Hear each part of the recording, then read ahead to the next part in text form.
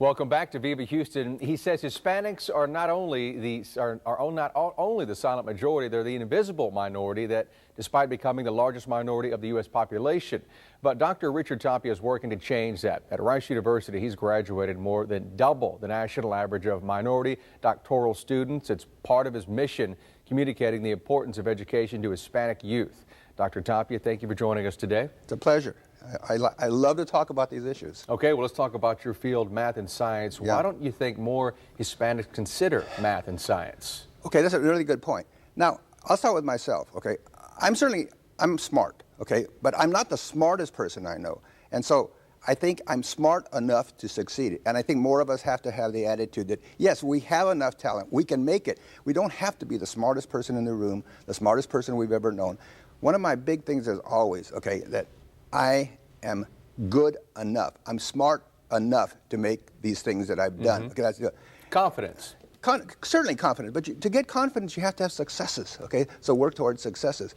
So I would say that that's an issue that we believe we belong. Passion, desire, confidence. Yes, I belong. My mother, who came from Mexico, would always tell me, you belong, and yet she never went to high school. You belong. I can be there, and then I buy into it. I want to stay there, and I'm going to get there. I'm going to believe that at the end of the rainbow is a pot of gold. All right, you got to stay focused on the goal. But again, back to Hispanics. Why don't you think more Hispanics may be entering the fields of math and science versus other ethnicities? Okay. Well, I think that we in some sense, we're very content, and I think we sell ourselves short on saying, that's a place I need to go to. So we're happy, we're content, as we are. Okay, we're not.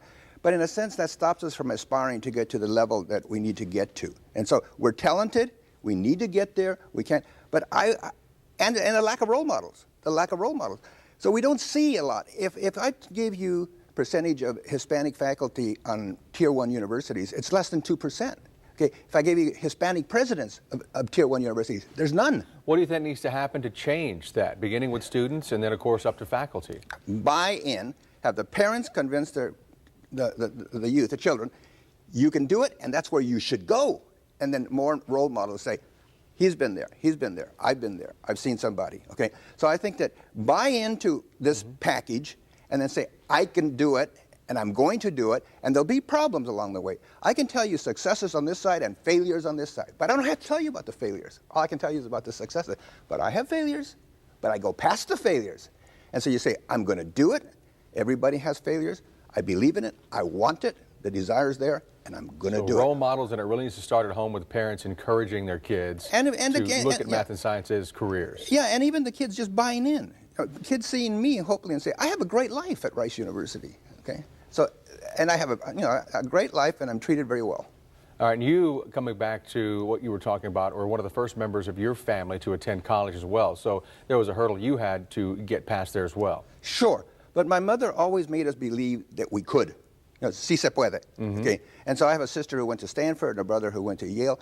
My mother couldn't tutor us because she didn't go to high school, and my father. But they always said, education will take you to wonderful places. Wonderful places. And at first I didn't believe her.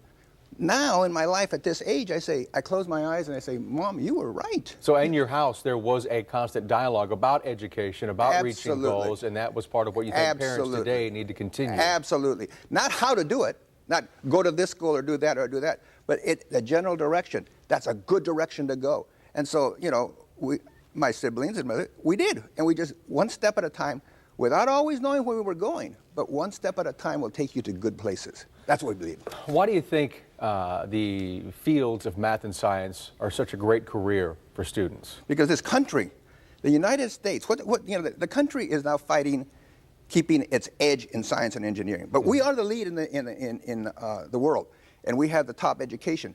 So we built, computer science, we built numerical methods, engineering, design. So we're still leading that. But how can we lead it when our people aren't going into that area? Okay. And that's what we're going to lose it because not enough domestic Hispanics and domestic. Hey, let me ask you real quick about the medal that you have as well.